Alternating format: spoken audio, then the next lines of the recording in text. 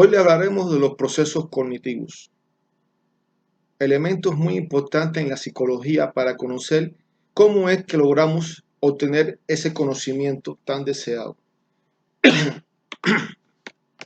Según Charles Spearman, nos habla de caracterización de los procesos cognitivos básicos. Son principios neogenéticos para él. Para él, que es el primero que nos habla de esta parte del cognitivismo, del conocimiento, de estos procesos cognitivos, nos hablan de organismos que son capaces de percibir el mundo en el que se vive. La educación de las relaciones, de la evocación inmediata de nociones de relación blanco y negro.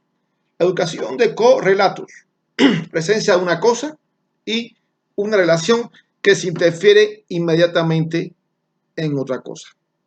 Ahora, la psicología cognitiva contemporánea, después de lo que nos habla Spearman, pues nos habla entonces que surge durante la década de los años 50, principalmente en Estados Unidos, como un cambio en esa esfera de intereses y las aproximaciones teóricas de la psicología experimental tradicional, hasta ese momento denominada por tendencias neoconductistas.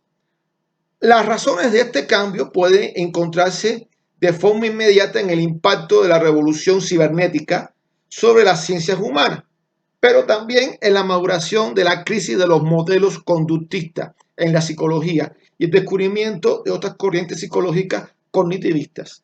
Hay que ver bien qué sucede y hay una crisis en el conductismo y el conductismo ya no da más y entonces surge esto en los años 50. Hay factores científicos, históricos, sociales para el surgimiento de la psicología cognitivista. O sea, desde un punto de vista, estos factores históricos nos hablan entonces del desarrollo tecnológico desarrollado en la Segunda Guerra Mundial. El cognitivismo surge precisamente después de la Segunda Guerra Mundial. Toda guerra mundial, todo conflicto bélico va a traer desarrollos en la ciencia, en la tecnología. Desgraciadamente también trae millones de muertos y pues una crisis enorme, ¿no? Pues quedan devastados los países. Sin embargo, en este desarrollo científico, tecnológico, armamentístico, es que surgen los primeros inicios de la computación ya en Alemania fascista, en Alemania nazista. Recuerden que ellos tenían los cohetes B-2 que llegan a Londres, que llegan allí a Inglaterra, pasan el canal de la Mancha, de la Mancha desde Francia. Y hay que ver desde un punto de vista histórico cómo es que logran dirigir estos cohetes y aparecen las primeras computadoras o los primeros elementos computacionales de válvulas, con bombillos, etcétera, bastante rudimentarios, porque son los primeros que se desarrollan. Recuerden que el primero en poner un avión a reacción, en este caso el Mitsubishi 262, fueron los alemanes, ¿no? Ya a finales de la Segunda Guerra Mundial. Y ya estaban casi a descubrir la bomba atómica, ¿eh? O sea, ya estaban trabajando con energía nuclear.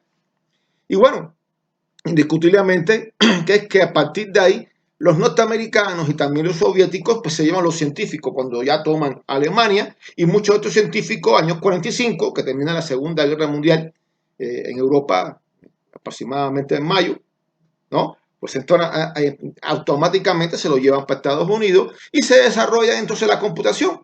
Y aparece la computación, la cibernética, en los años finales de los 40 y principios de los 50.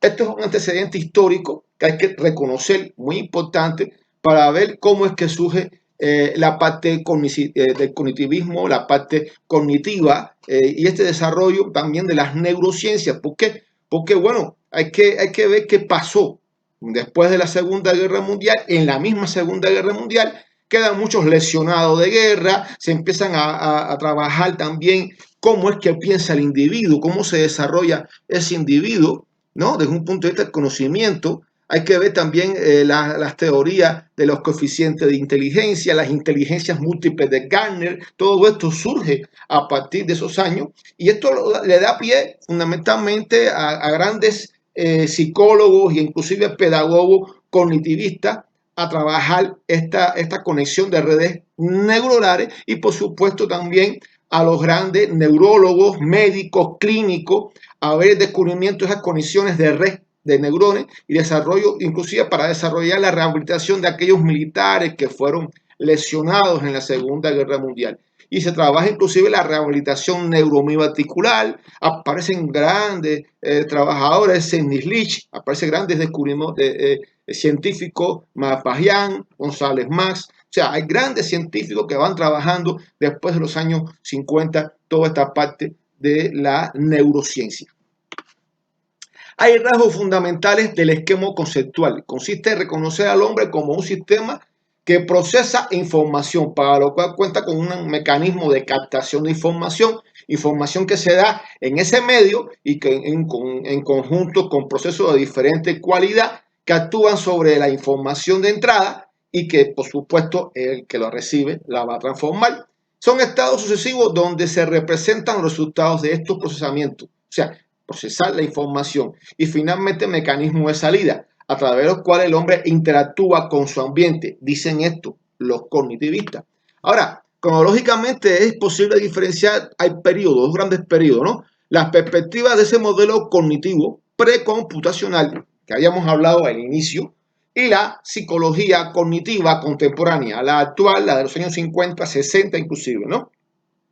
Y la evolución de ese cognitivismo en constructivismo, posteriormente, ¿no? Con el primer cognitivista que fue David Ausubel y Brunel, Jerónimo Brunel, hasta el constructivismo, del cual emigra Brunel también hacia a su compañero Jean William Piaget. Indiscutiblemente que esto va a desarrollarse, ¿no? Porque el hombre va cambiando. Y bueno, hay un criterio de separación en la aparición de la ciencia de la computación, sobre todo la cibernética, y comparar inclusive el cerebro humano con una computadora, con un ordenador, algo verdaderamente increíble, porque pues el ordenador es digital y la mente es analógica. O sea, el cerebro, el sistema nervioso central. Y bueno, a trabajar sobre la cibernética, la inteligencia artificial, aparece, y que estamos trabajando hoy en día todo esto, que produce un impacto significativo en la reformulación de estos modelos y mantiene su vigencia en la actualidad, ¿no? Hasta el momento actual. De hecho, la psicología cognitiva contemporánea ha descubierto y potenciado modelos precomputacionales y lo ha convertido en una base directa de modelos pedagógicos o fuente de influencia, como lo que estamos hoy haciendo esta videoconferencia. Inclusivemente, si no fuera por la computadora, si no fuera por la cibernética, si no fuera por todo este desarrollo, pues es imposible dar una clase a distancia, ¿no? Y poder planificar y subir a YouTube estas conferencias. Ahora, vamos a hablar de esta parte que es muy importante. Y quiero que ustedes entiendan esto despacito. El cognitivismo, ¿cómo se da? El cognitivismo es la decodificación de códigos dado por un profesor, ¿no? Dado por los padres, dado por la sociedad, por la familia, por los medios de comunicación, por la sociedad. Son códigos. Ahora, número uno, que reciba en forma el receptor el código que el emisor propone. Quiere decir que un emisor es el que propone, el que dice, el que emite ese código. Y es el receptor el que lo recibe. Vamos a ver que hay un receptor que construye sobre ese código en una experiencia histórica, cultural, un conocimiento o idea que puede ser real o puede ser falso según las intenciones del emisor. Por lo tanto, no hay un emisor que puede ser que lo que esté diciendo o lo que esté dando en código sea real o sea falseado, según los intereses, ¿no? Las construcciones cognitivas del receptor pueden convertirse a este en emisor. Quiere decir que cuando yo reciba la información, cuando yo reciba los códigos, ya cuando yo construya a base de esos códigos, yo puedo esa idea, ese conocimiento, también lo puedo emitir y me convierto en este caso en un emisor. Es idea mientras no sea comprobada su veracidad. O sea, hasta que yo no compruebo la veracidad, es una idea. Ya cuando se valida en la práctica, o sea, mientras no sea validado en la práctica de lo emitido. Ahora, cuando ya se valida, y este es el 5, cuando el conocimiento es real, fíjense, puede ser real hasta científico inclusive, cuando se valida la teoría en la práctica como criterio de la verdad. Quiere decir que mientras yo no valide esa teoría, eso que recibo, ese código, esa construcción, sigue siendo una idea. De ahí que hay que conceptualizar que el cognitivismo tiene una base filosófica idealista. Veamos entonces cómo podemos hacerlo inclusive materialista y cómo ir pensando en esto de la emisión, en esto de los códigos y en esto de la recepción. Reciba en forma de receptor, es el primero que hemos hablado. El código que el emisor propuso. El código puede ser dado por el emisor de manera informativa, conductivamente, el emisor, receptor, como una verdad acabada. Esto es lo que hay, en las clases se hacen así, o lo puede decir el padre de familia, o lo puede decir cualquier persona. Esto es así, y es un emisor, y es un receptor el que recibe esa información, que puede ser deductiva, cuando cognitivamente el emisor con código y el receptor construye el conocimiento como una verdad relativa, sin validación. Quiere decir que deductiva, porque pongo los códigos, deduzco de esos códigos, y a la deducción, esa deducción, logro construir un conocimiento de la deducción. Pero depende mucho de lo que me dé de código el emisor. Esto quiere decir que construyo a partir de lo que me dé el emisor, de las intenciones de ese emisor. Es que el receptor va a construir o va a decodificar los códigos que le dé, va a decodificar. Inductiva, constructivamente, emisor induce mediante facilitación material o mediando la construcción motivando esta construcción del conocimiento del receptor que le da de dos maneras. Cuando el receptor no comprueba el conocimiento construido, o sea, idealistamente. Ya habíamos hablado antes, yo recibo entonces la información por un emisor, yo soy el receptor, veo los códigos, decodifico y creo que ese conocimiento ya lo tengo apropiado, pero es idealistamente.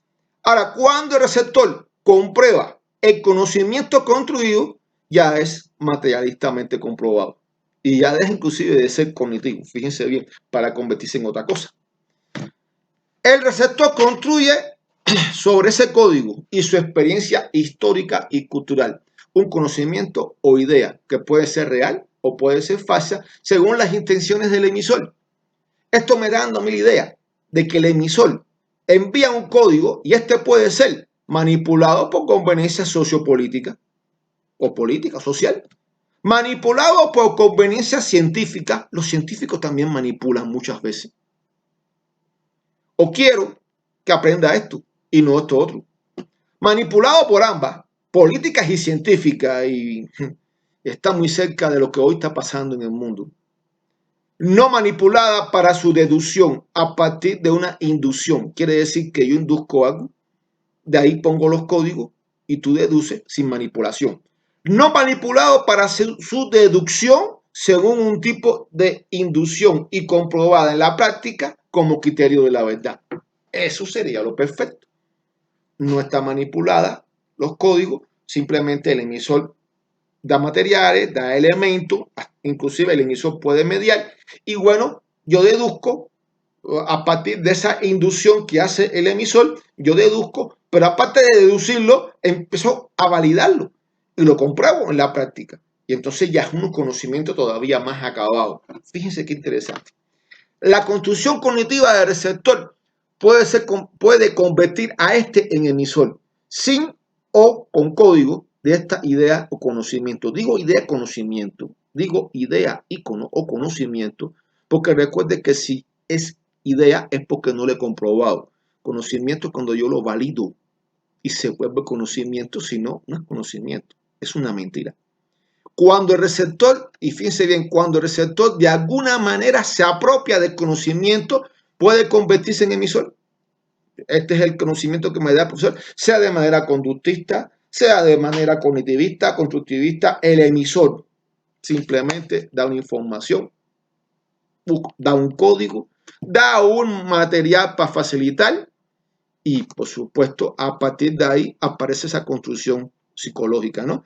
Puede convertirse en emisor, ¿por qué? Porque ya a partir que lo tenga yo intrapsicológico, yo lo puedo hacer interpsicológico. Y es un conocimiento adquirido.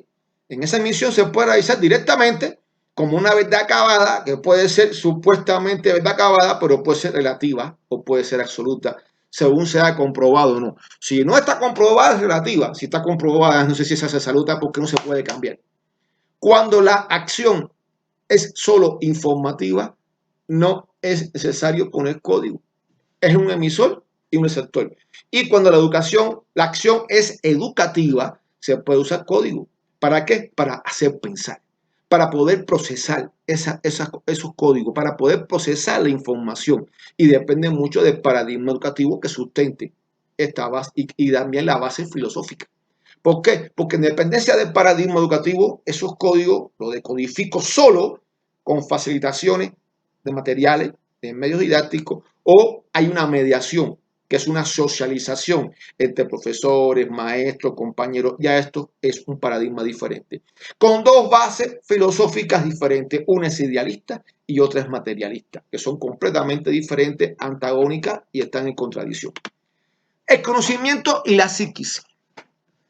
Los biologicistas siguen haciendo creer que el desarrollo psíquico es producto de la evolución biológica y que es producto de una herencia genética que hace que tengas diferentes estilos de aprendizaje y conocimiento. Cuando todos nacemos con las mismas condiciones para aprender auditiva, visual y kinestésicamente. Lo que sucede es que como te estimules tú, es que vas a lograr ser más de una cosa o de otra, pero hay que trabajar con todas. Desde el mismo nacimiento, desde los primeros meses de nacido, tienes que trabajar con todas. Y tienes que seguir trabajando con todas durante toda la vida hasta que muera. Porque tú no sabes cuándo vas a perder la vista, cuándo vas a perder la audición y si tienes algún problema, alguna necesidad educativa especial. Tienes que trabajar con todas para que haya desarrollo. Sin embargo, los biologicistas nos están hablando inclusive de creencias biológicas, determinismos biológicos raciales terribles. Sin embargo, para los socios históricos y culturales, el desarrollo psíquico se da por una construcción social del conocimiento, influido por la cultura y la sociedad. Bueno, la familia vive en sociedad y vive con una cultura en según donde haya nacido, la región, la comunidad, el país, todo. Entonces estamos hablando también de de escuela, la comunidad, donde está la escuela, donde está la familia, los medios de información. O sea, estamos hablando de la televisión, de la radio, estamos hablando de la computación, de la internet, del Facebook, de WhatsApp, de todo lo que hoy estamos trabajando, ¿no? Las amistades, los amigos son muy importantes.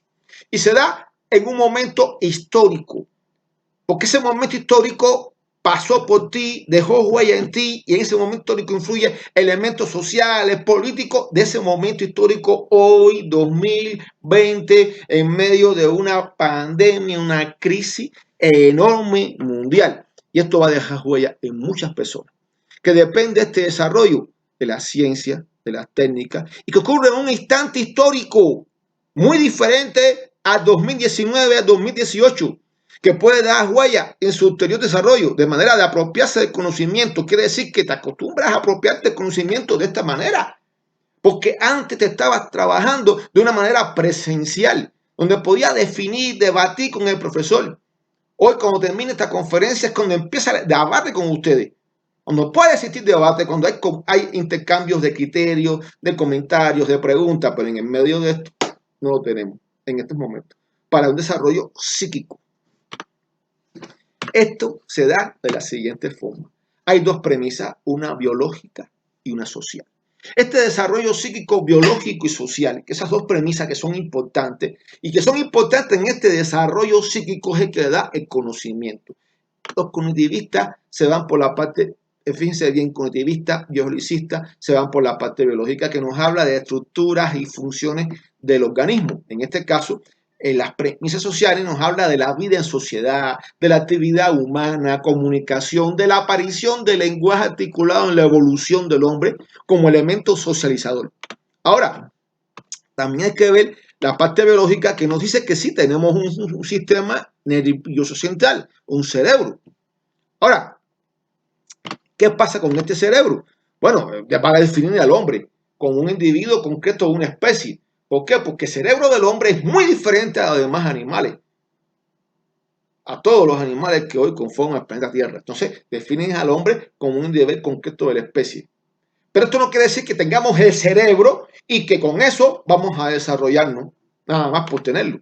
No, hace falta la intervención social. Hace falta transformar la realidad material y transformarse a sí mismo mediante una actividad que se llama educación, socialización.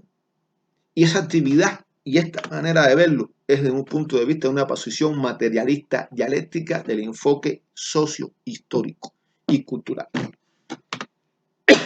Las primeras reflexiones de Jerónimo Brunner nos habla de que el hombre concibe como un organismo activo. Eso fue lo primero que él va a empezar a trabajar. Recuerden que Brunner va cambiando, va sufriendo una metamorfosis y va a sufrir esa metamorfosis del cognitivismo al constructivismo hacia el paradigma sociohistórico y cultural, y no queda claro muchas veces en qué posición se encuentra Brunner. Por eso es un poco difícil trabajarlo en la educación. Sin embargo, los sociohistóricos se van por ciertos elementos que él aporta y los cognitivistas se van por, y los constructivistas se dan por otros. Vamos a ver qué nos dice al inicio. Vean cómo va cambiando él. El hombre se concibe como un organismo activo que actúa sobre su ambiente con una notable plasticidad de recursos. Sirva, por ejemplo, su propuesta acerca de la utilización de estrategias para la formación de conceptos y solución de problemas, definida como secuencias de decisiones, elementos de selecciono qué método es el que voy a tomar para decidir. Y el hombre toma de acuerdo con sus propósitos personales inmediatos. Quiere decir cuáles son mis propósitos inmediatos y hacia ahí yo voy a trabajar para resolver necesidades. Las restricciones del entorno externo y sus propias posibilidades. ¿Qué es lo que pasa hoy externo? ¿Qué restricciones puedo tener yo inclusive hoy con este coronavirus que hace que yo tenga que trabajar con ustedes por acá? Y las posibilidades que tengo es esta computadora para alcanzar el máximo de información relevante acerca del problema. En este caso, estamos hablando de la cognición, del conocimiento, del cognitivismo, de distribuir el esfuerzo cognitivo y regular el riesgo de fracaso. La clave de la concepción de Brunner acerca del aprendizaje consiste en la adquisición de mediadores o amplificadores culturales.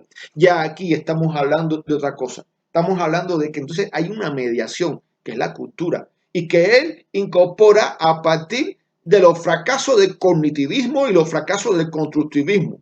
Y este concepto de cultura va a transformarlo y va a decir, bueno, lo almacena, esa cultura se almacena y se transmite de herencia cultural, y en este caso de generación a generación, como una cultura específica que le permite al hombre trascender en su experiencia individual. Esta adquisición solo es posible por su encuentro con los factores internos, que son los caracteres biológicos que ese sistema nervioso central identificado por la voluntad de aprender, propia de la especie humana. No nos habla nada de un trabajo social, de un intercambio interpsicológico, sino de esos factores internos que los que hacen que yo tenga ese conocimiento. Sin embargo, hay una contradicción cuando nos habla de cultura, porque cultura cuando se habla de cultura, se tiene que hablar de una sociedad, que es la que tiene esa cultura. Vean cómo él mismo se contradice en esta parte. Para Brunner, que es un psicólogo norteamericano, que comenzó sus estudios en tema de estos procesos cognitivos específicamente a partir de esa relación entre percepción y pensamiento. A partir de estas ideas iniciales se desarrolló un modelo general de estos procesos cognitivos, la evolución ontogenética del aprendizaje, la enseñanza que tuvo y mantiene una influencia notable sobre modelos pedagógicos contemporáneos. Su esquema es muy abierto, ha sido sometido a continuas revisiones y extensiones producto de otros modelos que el propio Brunner identifica con los conceptos de Piaget y con la escuela socio-histórica y cultural de Vygotsky. Vean cómo él primero trabaja mucho con Jean William Piaget, pero después reconoce entonces a Vygotsky en los elementos culturales, ¿no? Vean que y en esa evolución ontogenética que todavía nos habla de estos dos modelos pedagógicos. El modelo de Brunner como tal es fundamentalmente ecléctico. Tal vez por esta razón la pedagogía le es muy difícil poder trabajar con ese eclecticismo, porque el eclecticismo nos hace entonces ver que tienen bases diferentes y que se pueden mezclar. No se pueden mezclar con bases diferentes. Y es ahí el error que tiene en sus inicios Brunner. Y aunque su influencia en ese eclecticismo se puede trabajar con modelos pedagógicos más actuales, fíjense bien, desde una reflexión pedagógica actual, sobre todo hoy en Estados Unidos, donde se siguen mezclando cosas, y que es una avanzada pedagógica, dicen ellos, su influencia continua en la psicología cognitiva contemporánea, en la medida que ha incluido en sus ideas los esquemas teóricos y metodológicos en su producción. ¿Qué quiere decir esto? Que va a cambiar, él va a sufrir esa metamorfosis, va a ir viendo y vamos a ver un Brunel completamente diferente. Bueno, esto quiero trabajar con ustedes, quiero con ustedes comentar sobre los procesos cognitivos, bien, fíjense bien, desde el devenir de Charles Spearman, el que inicia esto, y estamos hablando de finales de los 40, hasta la psicología cognitiva contemporánea de Estados Unidos, surgimiento de Brunel y fundamentalmente los factores históricos, científicos, sociales para el surgimiento de esa psicología cognitiva que nos va desde esos rasgos fundamentales, de ese esquema conceptual, de la decodificación para llegar entonces al conocimiento. Y bueno, esto es lo que yo quería con ustedes trabajar y espero que hayan entendido entonces cómo es que surgen esos procesos cognitivos a partir de códigos que da el profesor, códigos que da la familia, códigos que da la vida, el mismo sistema de señales, el alfabeto son códigos que hacen entender cosas a nosotros y que hacen nosotros acopiarnos del conocimiento. La vida es código, dicen los cognitivistas. Pero es que esos códigos no salen por obra y gracia de un Espíritu Santo. Esos códigos salen porque se dan y se dan a partir de una sociedad, de una cultura. Por eso es importante entender que no hay nada en la vida humana fuera de la sociedad. Sin embargo, los cognitivistas lo ven desde un punto de vista biológico. Y ahí aparece David Ausubel, aparece Brunel, que es el máximo exponente del cognitivismo con Ausubel. Brunel desde un punto de vista psicológico, como psicólogo, que le impone, en este caso, se impone la parte pedagógica cuando hablamos de los procesos cognitivos dentro de un aula, dentro de una escuela, y vamos a ver también entonces cómo concibe más adelante la personalidad los cognitivistas y cómo lo conciben los sociohistóricos y los constructivistas. Este concepto de personalidad que más adelante vamos a ver y que tiene que ver entonces cómo es que los individuos, una personalidad que es diferente, que es completamente diferente una a otra, no existe una igual que a otra, vamos a ver entonces cuáles son los conceptos que da y cómo es que se apropia del conocimiento y que depende mucho de ella, de esa construcción social, entonces ese conocimiento que se dan esos dos factores sociales y biológicos. Bueno, muchas gracias.